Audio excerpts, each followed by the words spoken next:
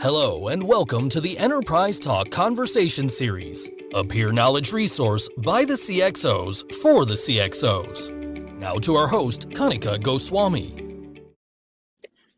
Hi, we welcome you to our podcast On Stage with Enterprise Thought Leaders. My name is Kanika Goswami and I'm the managing editor of On.Media's B2B enterprise technology publications. We have 6 of them which cover almost all the aspects of enterprise technology. We have these engaging conversations with global thought leaders and industry experts. And I'm told they reach over 1.3 million business leaders worldwide.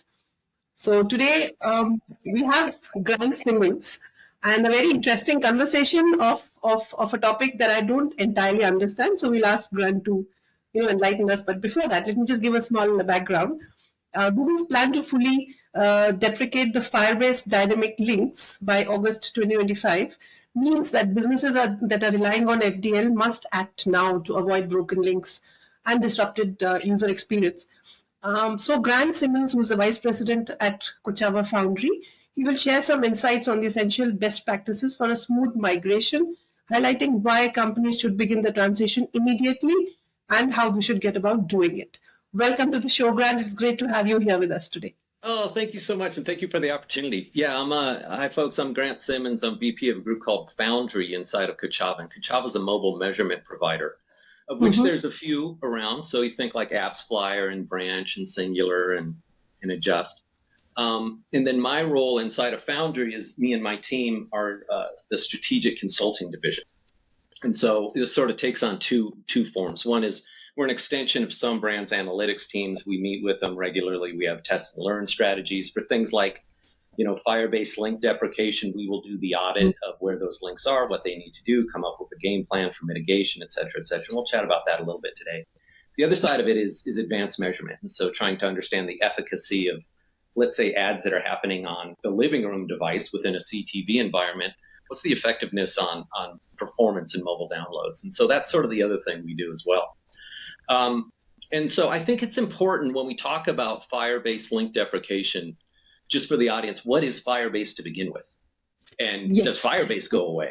Yeah, so maybe let's start there. How's that sound? So yeah, Firebase is a platform developed by Google. It's been around for a long time. It was sort of a not a fast follow, but a follow on to, let's say, Google Analytics. But it was think about it like Google Analytics, but for the mobile scene, right? And it has link features, and it had tracking features, and it has crash analytics features and things like that. Effectively, if we think about the Firebase Dynamic Link, what is it? It's this thing known as a deep link, right? So let's say that you've got a fast food app, and folks can order food inside of that fast food app, and you have a promotion for, let's say, a new drink that's coming out. And so that new drink is on all of your creative, and it's only available in app, and you have to download the app to get it. And so when folks click that experience, they're expecting to, after you download the app, to actually be brought to that promotion. They don't want to just be dropped right in front, right? So it provides this seamless experience. And so there's this notion of a deep link or a deferred deep link. A deep link is they already have the app on the phone. You're going to take them straight to that promoted experience. A deferred deep link is the app is not on the device. And so when they click that, it takes them to the app store where a certain amount of data is maintained in terms of that app binary when it's downloaded to know as soon as they open it, hey, take them to this drink experience that was promoted, right? So that's a deferred deep link because it's deferred past the install event. And so that specifically is what's getting deprecated. And so the question might be, well, why is it going away? And the reality is Google's sort of moving out of this space a little bit. If we think about like what's left in Firebase after the links go away, they've still got a lot of database solutions. They've got hosting solutions. They've got the security solutions. They've got Crashlytics offerings. But they've largely moved away from this measurement space, knowing that a lot of folks are doing it as well.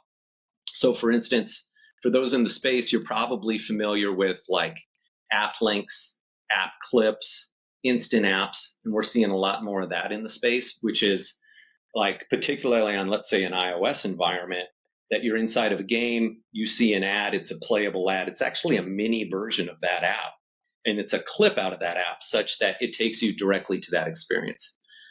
Being in the MMP space, MMPs are actually handling that function quite often, right? And if we think about, like, out of all the thousands of Kochava clients, how many folks are using Firebase links to begin with? It's about a third of customers. And it's about a third of customers largely as an artifact of history, right? And so these things have been around for a while. And in many cases, we find out that folks didn't even know they were running.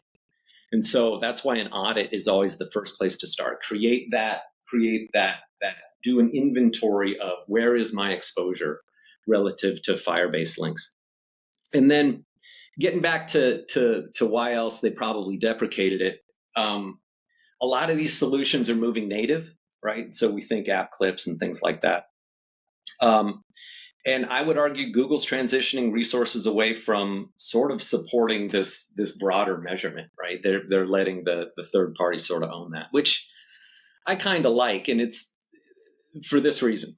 If we think about, and this is what Kochava looks like, and I think the other MMPs are probably the same way, is if we were to look for, let's say, the last quarter, and if we were to take all of the mobile conversions that we attributed, so installs and hamburgers purchased, naps and movies watched, and all of those post-install events, track back to media, in terms of the referring media, when an install is attributed, 63% of the time it's attributed to a Google property, right? And so that's through the Google App Campaign integration, which is that collapsed YouTube search and display integration for mobile.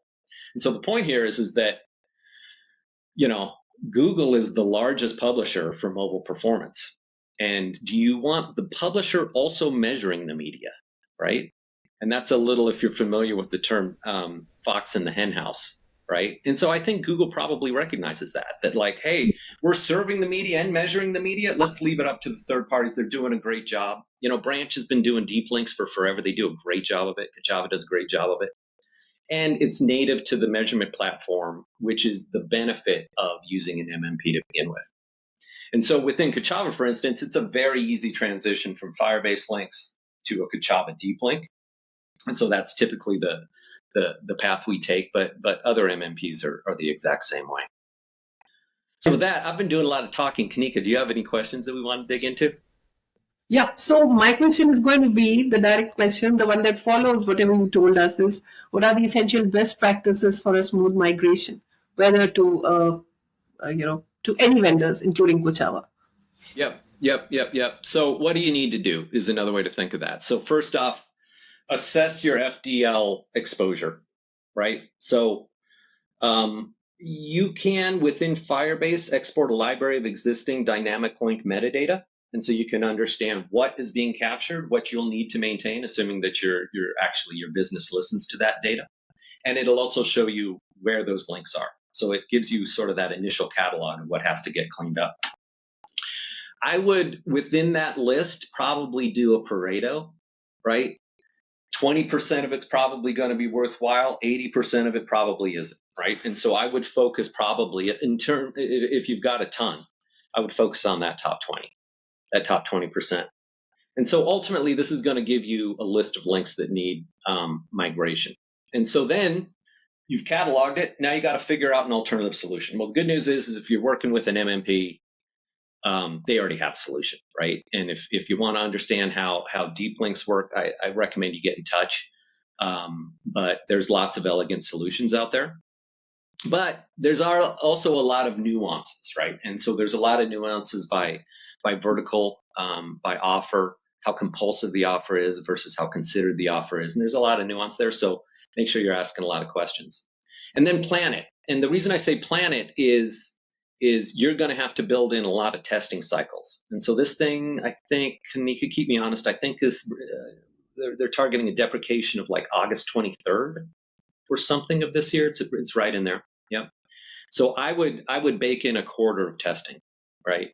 To make sure that you're maintaining the right meta variables within your deep links, you're giving the customer the right experience, and most importantly, you're collecting the right data for measurement, right? Because one of the benefits of deep link is you don't know necessarily the environment that you're supposed to provide to somebody, right? So if you see a deep link, oftentimes we wrap that into what we call a smart link, which detects the environment and then says, oh, we got to give you the iOS experience. Oh, we've got to give you the web experience. Oh, we've got to give you the CTV experience within this, React Native app within a Roku device, or we've got to give you the Android experience, right? And so we sniff that initially, and that's sort of baked into the pudding as well, but you're going to have to test it.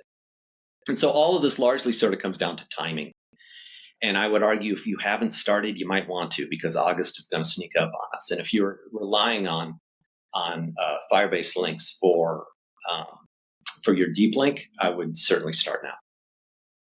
Yeah, I mean, if you're saying a quarter before, then yes, it's time to start. There is no time to. Yeah, right. We're there. Yeah. So I just wanted to speak to you with respect to the CMO's role in this. So what do CMOs have to be ready for? I mean, just tools, or are there any strategy, change management, or any other kind of changes to be taken care of? Yeah, you know what? As a CMO, I view this as an opportunity, right? Because there's probably a bit of tech debt built up. Were you tracking what you needed to track to begin with?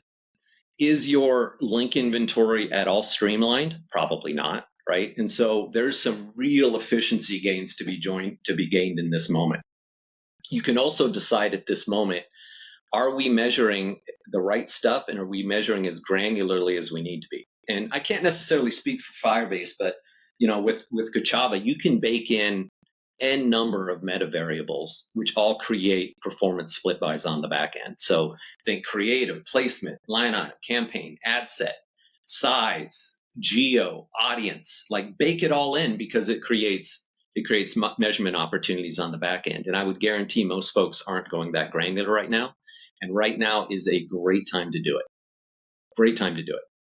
So the other thing is there's this notion of dynamic macros that can handle multiple destinations with fewer links, right? And so again, there's some significant efficiency gains here, because all of those meta variables can be dynamic, and they can choose when to populate or not when to populate given the environment. And so all this creates better integration to your marketing funnel. It creates better visibility into your owned and earned media. My one watchword of caution for CMOs, and I see this all the time, is there tends to be this disconnect between growth marketing teams and their actual development teams.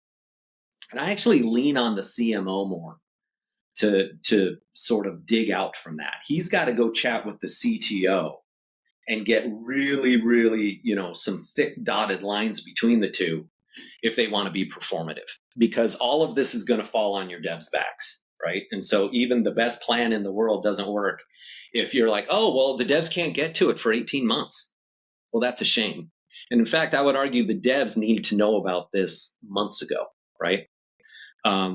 And so when I talk about opportunities for a CMO, this might be an opportunity to create some better connective tissue to your dev teams, which just pays dividends in the long run. So just for my information, do you see any challenges afterward? Do you see any security risks that may creep up, or any other kind of issues that the CMO may face? Yeah, maybe. And that's why that's in the testing phase. And that user testing of all the things that you're baking into those test strategies. Privacy is a big part of it, because one thing you'll always get with Google is they're not going to leak anybody's information, right? Their name is mud if they do. So they won't. But can you say that about every other third party? Maybe not, right? And so and I'm actually seeing this a lot now on the client side is that there's mandates within the brand to actually reduce the data leakage out of the company. Meaning, do we need to maintain that variable?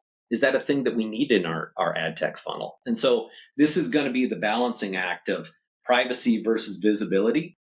And I think folks will always be leaning a little more towards privacy right now. We'll see if that changes over the next 2 years.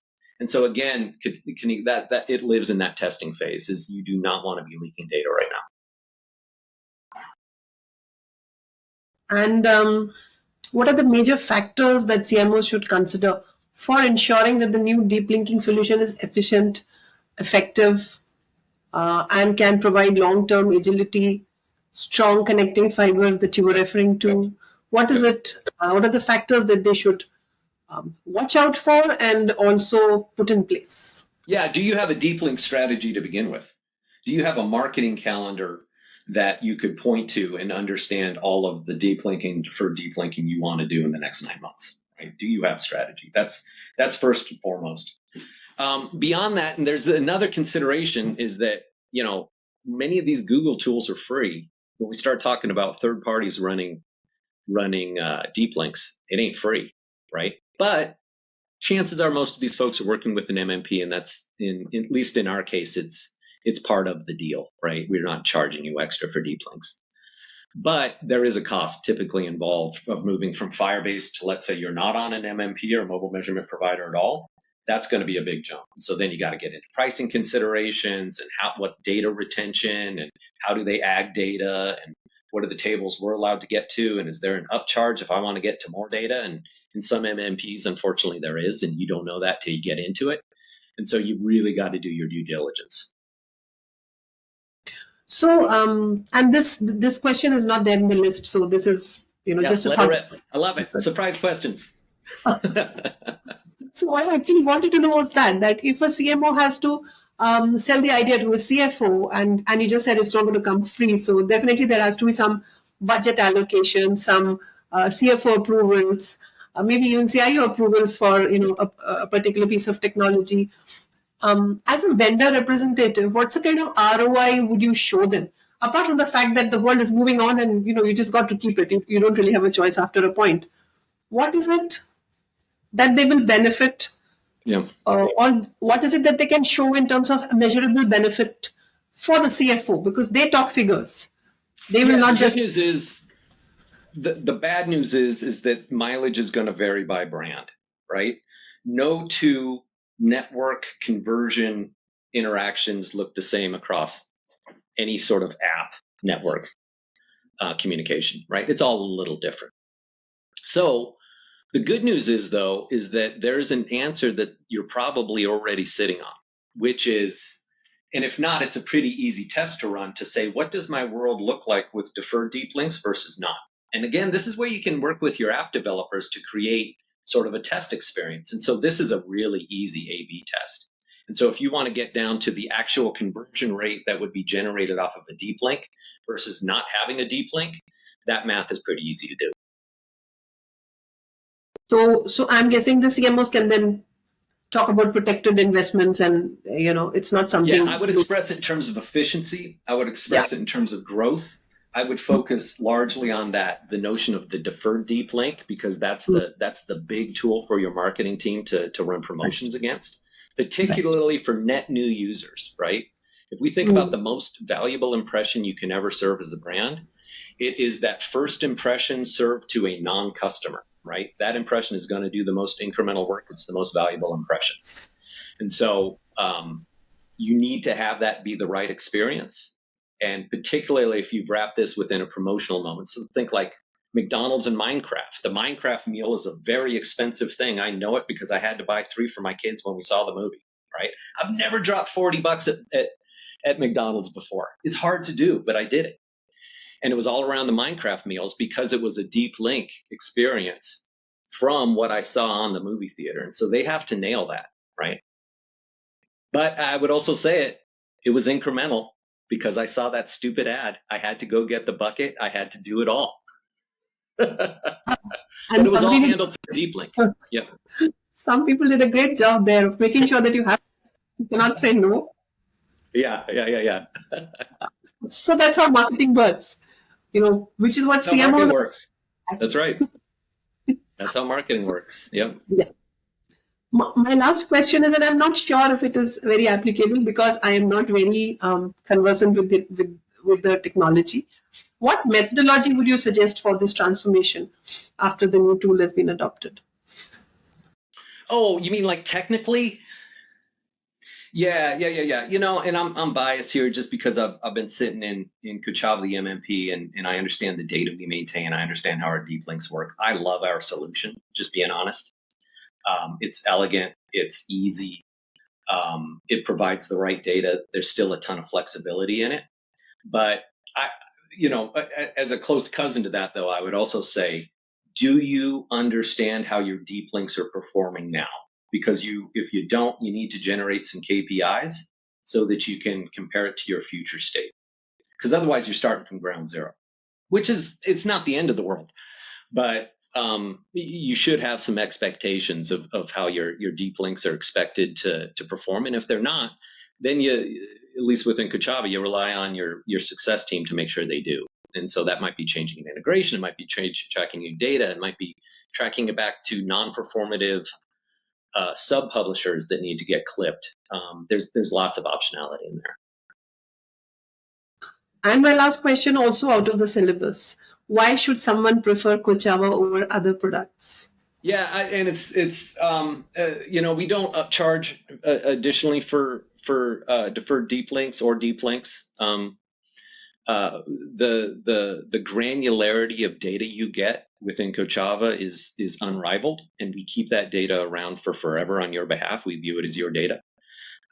There is nearly infinite flexibility on our deep link strategy around deferred deep links and around own media deferred deep links, which is a really great retargeting strategy. The most valuable customer that you'll ever market to is one you already have, right? Just because you don't have to push as hard. And so, baking retargeting into a deferred deep link strategy is really, really powerful. There's a whole new suite of creative that you could use for win back. So I love our solution. Which is something you're expected to do, but thank you for Yeah. Everybody needs to have a reason to love Kochava just the way you do. Yeah, and quite frankly, and it's because we live and die at row level data, and we keep it forever. And as you might imagine, because of that, we deal with like 20% more data on a daily basis than Netflix. But that's worth it, right? It is. For folks who value it, it's worth it. Yep. Yeah. So this is it.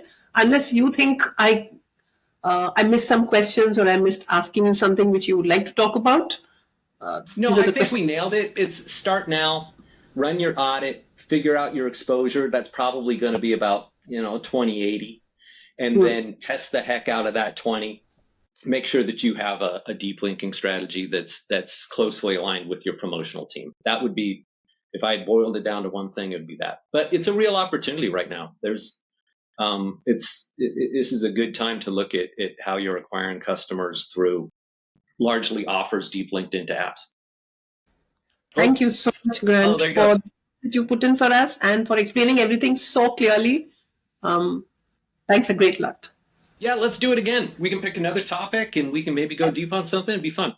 Thank you so much for being with us. Please do follow us on social media for regular updates and new content.